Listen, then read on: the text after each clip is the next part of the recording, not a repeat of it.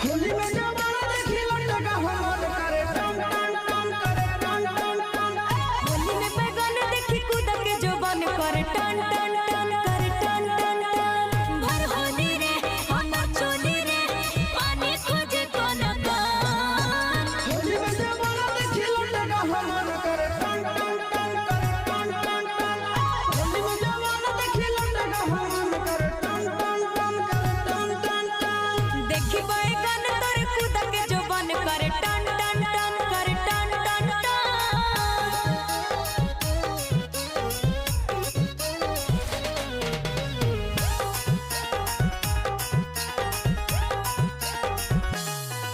अरे चौक पिच करी हको बस बस रे भीतर से जा हको धस धस रे। आगे होली में बोल मत खोल फटाफट डाले दे सोना